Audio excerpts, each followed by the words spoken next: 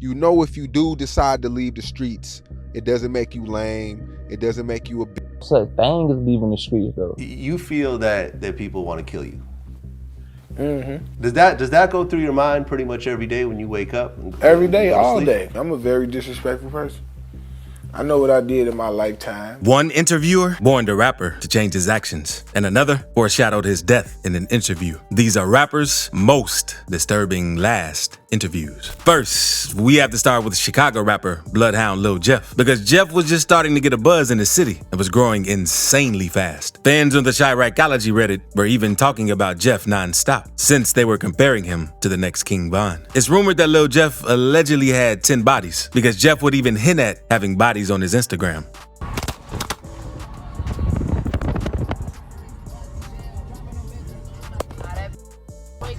I'm taking to killing school. Class start next week.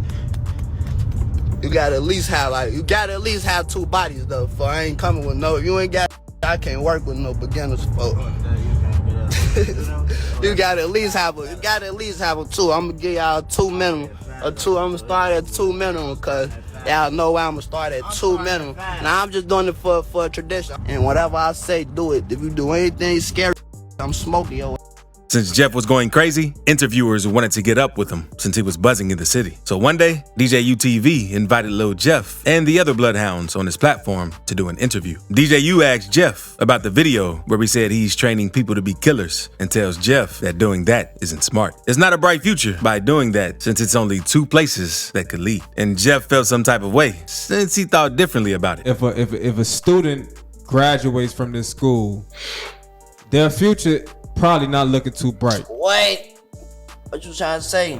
I'm saying there's only 2 places So they my can end up future being. not looking bright. I mean, I don't know if you See what graduate I'm from the school or saying? not. I don't know. It's like, man, just look. Is my future looking bright or not? But I'm just saying, if you graduate Oh from a my killer God. school, He trying to say ain't looking bright. no, you're a rapper, so your future looks very bright. But if a young man go to a killer school, you know, Become a rapper and have a bright future. See, there you Exactly, go, get some bingo. money and be wealthy. Exactly, he could do a lot. DJ U then asked Jeff how he is getting all his jewelry and stuff, since Jeff has tons of jewelry but hasn't made much from rapping yet. And Jeff lets him know off hitting licks and stuff. where you be getting all these fly watches from? Suck that sweet. Okay. $3.99. So they be giving them to me, really. They just be letting them keep them type. They like put them on, I just keep them. They be friendly as hell. Word. I see he's still on They your let wrist, me right? have them, bro. I got my own. Well, it was like it's both of ours. And then we got another one. And then it's another one, but it's not here right now. One of the other guys got that. And then we got, man, you be seeing that shit. Chains all day, Yeah. like a slave. DJ U tries warning Lil Jeff that he needs to tighten up and change his life. He knows that all of the rumors that he is hearing aren't just coming out of nowhere and are likely to be true, since DJ U didn't see a bright future for Jeff. Hey, y'all gotta chill on all that. Nah, man. I know y'all grown. I ain't y'all daddy, but I ain't even finna sit here and act like that. Cool, man. Yo, hurry up in the aisle. Y'all gotta, you know, You're a real for that. just tighten up a little bit. You know what I'm saying? Like, We tight on for sure. hey, nah, for real, Lil Jeff, you hear me? Cause you got a lot of potential, bro. I'm tight on what you. I'm not loose out here, bro. I got my together, man. You just hear bad, and it sound like you believe in it, bro. Man, cause That's what I'm hey, saying. look, I used to DJ for Von, You right? with the people or you with And they used to say all type of crazy about him. See what I'm saying? So you should be used to this. All that was true.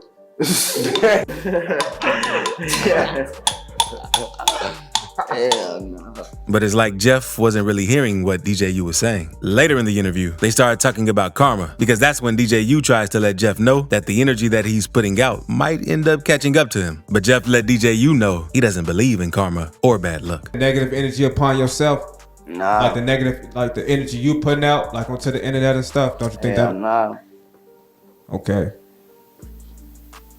I don't believe it like that. No bad luck and karma and dumb shit.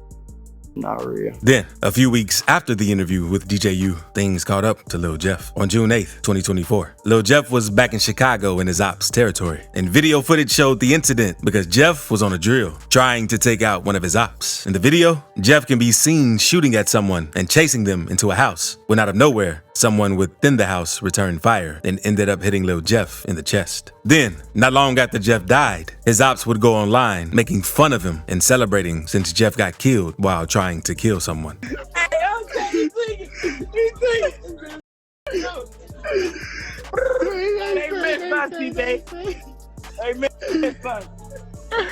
They say they chopped that brain. And Jeff maybe should have taken DJU's advice, since he already knew how things would play out for him. But Lil Jeff isn't the only rapper from Chicago to whom an interviewer tried giving warnings. The same happened with FBG Duck. One day, Duck was doing an interview with DJ Vlad. During the interview, Duck talked about getting shot twice on 2 separate occasions while being in Chicago. Where did you get shot both times? In the ankle and in the calf. In the same leg, in my left leg. When I got shot the second time, when I got shot the first time, I went to a party as soon as I got out the hospital. I went to the hospital, they wrapped my leg up, went to Lil J party. Later in the interview, Vlad asked Duck why he wouldn't move out of Chicago, especially after getting shot more than once, since his ops were really out to get him. But Duck tells him, why stay in Chicago when these types of shootings are happening? See, what it is with me, like, I got more in Chicago probably than they got more in Chicago. Like, that I gotta make sure I take care of here first before I do anything. You can die anyway, you can get shot anywhere. You feel me? But it's just like, in Chicago, I know better, you feel me? Like, I know what to do and what don't to do, and what not to do, you feel me? And it's like, now how I move around, I'm safe, you feel me? Duck then lets Vlad know that half of the big rappers from Chicago moved from Chicago because they're scary. And he isn't so scary, so there's no point in moving if he's not scared. Like, them is real rappers. You feel me? Like, them scared. It ain't cause they got money and move. A lot of to tell you is cause I got money, I'm rich, why I gotta be in Chicago? No, you scared. You don't need songs rapping, but you really scared. That's why you got the out of Chicago, cause you. Later in the interview, Duck talks about how he feels and knows that people want to smoke him. And he thinks about that every day, all day. You feel that people want to kill you? Mm-hmm. Does that go through your mind pretty much every day when you wake up? Every day, all day. Every day, all day. It changed how I move. It would have been good if Duck had taken Vlad's advice and moved out of Chicago, because Duck was dissing dead ops and still in the city, unlike Dirk and some of the other rappers who were dissing dead ops. So Duck had a lot of attention on him and really had to watch how he moved. But in August 2020, Duck decided to go out shopping with his girlfriend in a rich neighborhood called Gold Coast. He always talked about moving smart and staying safe in the streets, since he knows how to move around Chicago. And Gold Coast definitely isn't the place you'd expect to see a shooting. But after O'Block got the drop on him, 6 of them hopped in 2 cars and rushed across town to catch him. When they spotted Duck, they jumped out of the V's, and it was on sight. Duck tragically died from getting hit in the chest and neck. Everyone suspected O'Block as soon as it happened. And in 2021, C-Thang, C-Murder, Muwop, Los, and Zell Money all got hit with a RICO case over it. And in April 2023, a 6th O-Block affiliate named TZ got booked for the shooting too. According to a witness who had talked to the cops, Vaughn dropped a $100K bounty on Duck's head since he really wanted to get him gone. And it sucks that Vlad tried warning Duck to move from Chicago, but Duck didn't feel like anything could happen to him down there. But now, let's move on to a rapper from Philly known as Fat G's. One day, Fat was doing an interview with Philly First 48. And during the interview, Fat was talking about how he's insanely deep in the streets and can't leave the streets, and how it's hard to squash beef because Fat lets the interviewers know that beef can't be squashed no matter what. Squash your beef or something, these in this bro. Like in this, they can't squash it if they wanted to, bro. It's just deeper than anything, bro. You feel what I'm saying, bro? Like this is me, like you feel what I'm saying, bro? Played basketball, you had career, anything, bro. They took your homie out, and then you gotta drop everything and react or be a. One of the hosts, named Che, was trying to school Fat and let Fat know that it doesn't have to be like that, and you have to mature and learn how to let things go. But G's wasn't trying to hear what the host was saying. But yeah, exactly. What can you tell? I'm gonna tell kill your homie that you with every day, y'all smiling, this making you laugh, tears, bro. I'm gonna tell you. Like, you feel me? I'm gonna tell you what you say. You feel me, bro? It come with maturity. Because at the end of the day, it come with maturity listen, when you get. all Yeah, right, that's you said what I'm It gonna don't tell come with maturity when they don't got no sense to the murder. No. So if shoot your homie dead through the door, bro, and kill your homie, that don't got nothing to do with maturity, bro. When I'm 18, like certain situations don't got nothing to do with maturity, though. When I'm 18, I'm going right back, and it don't even matter. I'm ready to die. I'm a Iron Man. I'm Superman. Yeah, no, for sure. Yeah. At 32 with a kid, that's 2 kids. You just gonna move different. You gonna still handle that. Jay then lets Fat know that none of the guys out here killing are doing good. And what's the goal of being a gangster? However, all them killers, out of all of them, what percentage of them is doing good? We never said that. No, so then what's the real goal to be a gangster? Because killing, that's easy. Yeah. That's easy. But that come over time. You know how easy it is to pull a trigger. But listen, coolness don't got nothing to do with with get back. And Fat G's would end up losing his life after this interview in a very crazy way. On March 17th, 2024, Fat was posted outside of his mom's house until he noticed someone odd in his Ring camera. So he went up to talk and ask who they were, since he didn't want a shooting to go down at his crib. Oh, what's wrong with you? And I knocked on his door and I asked him, who you looking for? Talking about, go ahead. He just told me to go ahead. Fat then lets whoever he's on the phone with know that he's about to flame the dude's car, since he didn't know who it was parked on the block. In front of my door, I'm about to flame. Like, I'm about to flame this car right now. I don't know what's up because. Not long after, Fat kept talking to the dude in the car. And I guess he took offense to Fat saying that he was about to flame his car up. So the driver eventually upped his fire on Fat and let off several shots, ending his life. Huh? Bro, somebody shot my crib. Bro, are you listening to what I'm saying, bro? Somebody hit my crib up before, bro. You sitting in front of my crib, bro. You hit his crib up. Yo. What is wrong with him?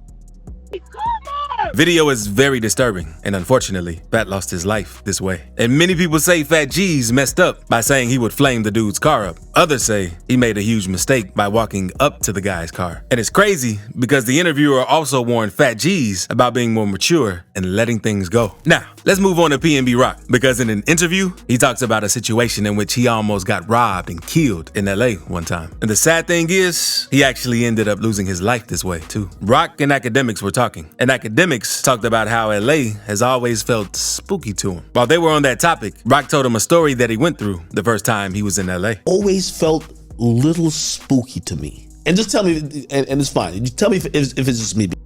But like just LA, I think because LA is synonymous with the death of Biggie, death of Pac. Yeah.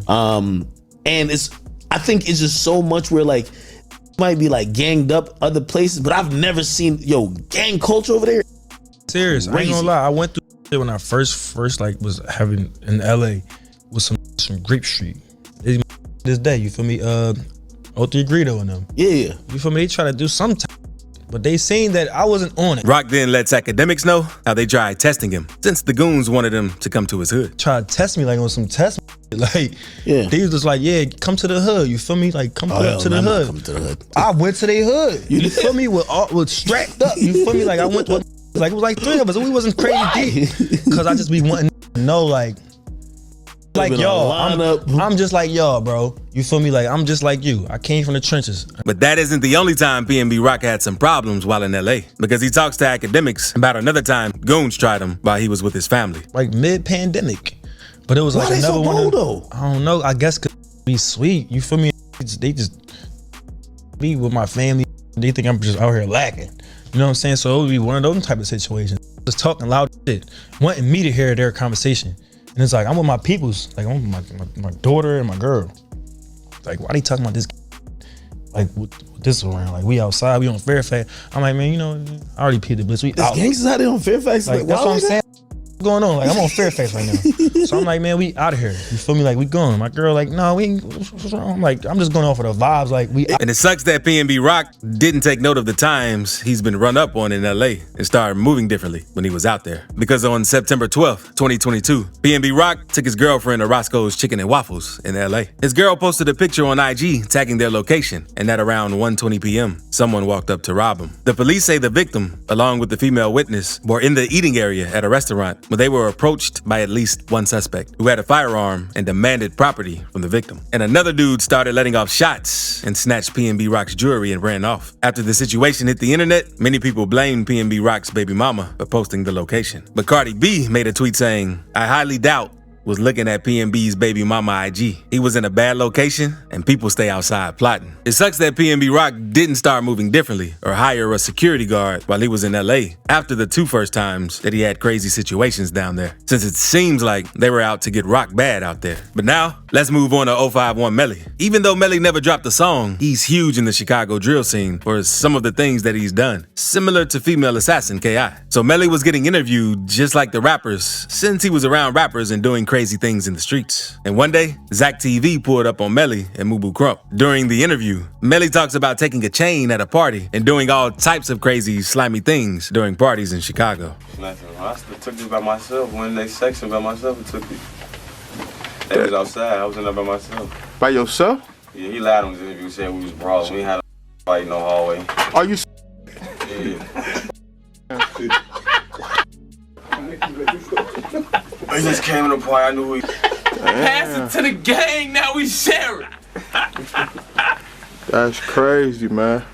Melly was doing all types of things in the streets of Chicago, and he had a reputation for being one of the most feared gang members in the city. But all that would catch up to Melly, and he ended up dying at a party, which is the crazy part, since he was always doing crazy things at parties. One day, THF Bezu called Melly lacking at a house party with his friend Mubu Crump. The two were standing in the front yard when a car rolled by and shot them both. Crump was killed, while Melly miraculously survived. And this wasn't the first shooting that he survived either. So that's twice that Melly survived headshots, but that didn't stop him from getting back in the streets and attending parties. Surviving two back-to-back shootings helped Melly's reputation in the streets. And it was only a matter of time because he got right back into action. Because 051 would lose a member named Bankroll Q. Melly would be the one to get payback and would slide on the two ops who were thought to be responsible. But Melly's thirst for revenge couldn't be satisfied, and he just kept racking up bodies on top of bodies. Melly had gotten close with a set called Gyro City. Not too long after getting close to them, one of his homies from Gyro City, named Motor, was killed. This made Melly even more reckless. His reputation in the streets made him a little too comfortable, and Melly ended up getting into it with a dude named 007 Nate from Taekwondo World over a dice game. Melly responded by shooting up Nate's crib while his baby mama and newborn child were inside. No one was hit, but Nate wanted revenge. And in September 2019, Melly was attending another party. And it seems like Melly had the worst luck when at parties. FBG and Gyro City were throwing the party. Melly pulled up to the party since he was cool with both gangs, but they warned him that some of his ops from TW may be there. Melly must have felt untouchable because he pulled up anyway, knowing that there would be problems. 007 Nate ends up catching Melly lacking and shoots him in front of everyone. This time, Melly would not be as lucky and died that night. And it seems like Melly should have learned his lesson after attending parties, after the first few incidents he had while attending them. Now,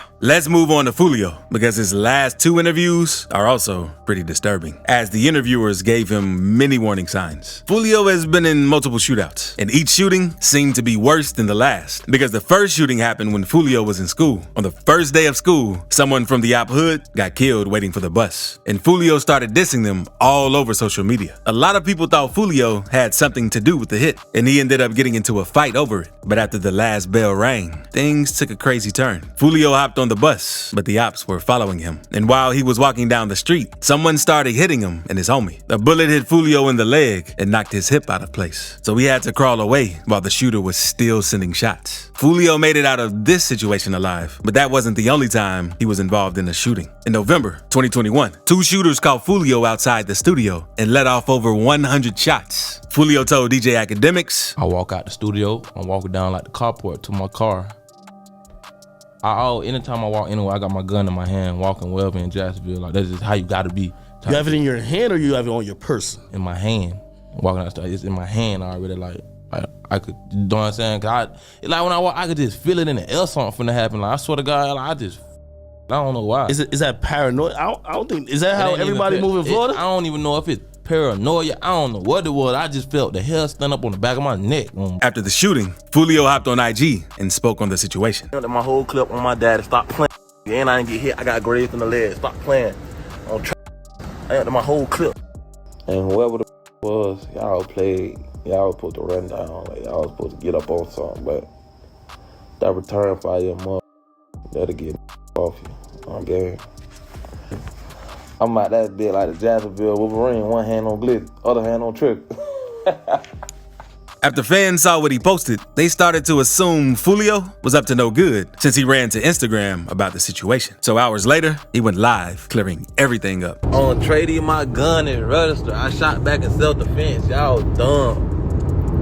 I shot back in self-defense. You don't think if I did something illegal, I would be in jail? The police put me in the back of the car. Fulio's ops in Jacksonville aren't the only dudes he had to worry about. A video came out showing a random guy trying to press Fulio in the mall and make him crash out on camera. But Fulio kept cool and didn't react. Big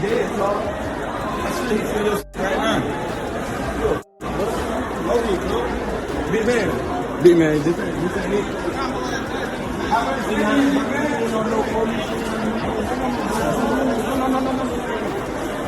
We good. I just want to talk to you. Then Fulio would have yet another shooting in late 2023. Because on October 8th, Fulio's mom would hop on Instagram to break the news that he's been shot and ask for prayers from his fans. Rumors were flying that he was in critical condition and might not make it out alive. But then his mom posted a photo of Fulio in the hospital and wrote, "Y'all know he good." A viral photo of the bullet wound in his foot was going around, and everyone thought he was going to lose it. After the situation, Fulio started doing interviews. In an interview with Say Cheese, Fulio spoke a little about the most recent shooting where he got hit in the foot. Saw a little glimpse of the car, but by the time I got to the stop sign, they hopped out and went to shoot. They shot the car. Then I just went to hit and I went to drive.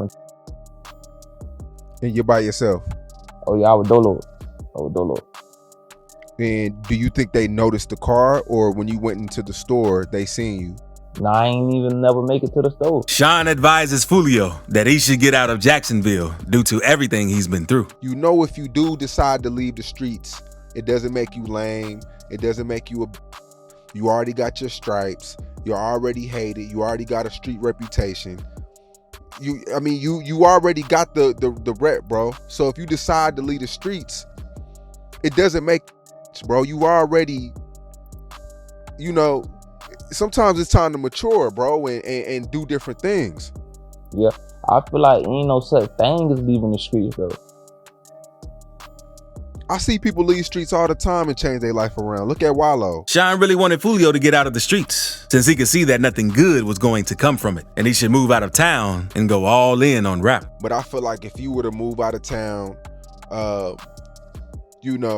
move out of town and just pursue your career, I feel like, your ops, I don't really know all of your ops specifically, but a lot of your ops can't afford to travel and meet you in LA or I don't know anywhere, New York, maybe Miami, because that's still Florida. But I feel like you relocating and I feel like you'll have way better energy, way better. You could focus on it better. But Sean Cotton wasn't the only interviewer who tried giving Fulio that advice after he got shot in the foot. And he went on No Jumper after the situation too. And Adam told Fulio that he should get out of Florida. But Fulio lets Adam know that he knows the city and is comfortable there, so he doesn't plan on leaving. You back out there now, or? Like, I don't stay in Jacksonville. I just be there, like, you know what I'm saying? I don't know if I don't sit, think about the guys, what it be. I just be in Jacksonville. I don't gotta be there. I just be there. I interview drill rappers all the time that tell me that they moved out of their home state, but then they seem like they just can't leave it alone, and they just end up back there. It's kind of how it is with you, that you try to get away from all the shit, but I ain't gonna count, bro. When I be in Atlanta, it's just like, I don't know Atlanta, bro. Later in the interview, Fulio talks about getting signs that he wasn't supposed to be in Florida around the time he got shot in the foot. In Jacksonville for how long? I was down that too long this time, like parlaying, like chilling. I'm here, like, you know what I'm saying? This is what it is, like, I'm on I kept getting signs I wasn't supposed to be there. Like, it kept happening. Like, police pulling me over. Motherfuckers saying they saying me, you know what I'm saying? Like, you too accessible. You Fulio, get the fuck on, you know what I'm saying? But I'm just chilling. That's what I'm telling. Like, I'm chilling, bro. I'm straight. What happened to me? And that's how, you know, having like the big kid. And it's crazy that Fulio didn't follow the signs, and it would end up costing him his life in the next shooting that he was involved in. Because on June 23rd, Fulio was out to celebrate his birthday. He let everyone on his IG know that he was in Tampa and even showed them the Airbnb where he was staying. The pool party start the day at 5, 6 o'clock. If you already got the address, pull up, man. You got the address, pull up. If you need the address, DM me right now. The pool party start at 5, 6 o'clock. You got to add it, man. Push up. We just got to this Tampa, Florida, man. You already got to add it to the pool party. Push up at 5:30, man. Push up at 5:30, man. We finna get everything right. You know what I'm saying? Happy birthday. Happy birthday. Everybody got their shot, put their shot in the air, man. Okay, David. Everybody take 3, man. 1, 2, 3.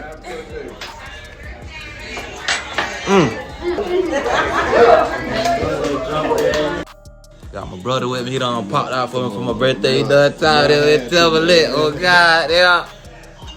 A few hours after everyone pulled up to the Airbnb, Fulio would show that he was drinking and turning up since it was his birthday. Then, a few hours after being at his Airbnb, Fulio uploaded another post on his story, letting everyone know that the police had just shut the Airbnb down and kicked everyone out. Then, after getting kicked out of the Airbnb, Fulio would go on to show his location again, letting everyone see him at the hotel he moved to for the next part of the party. Man, this is my birthday, man.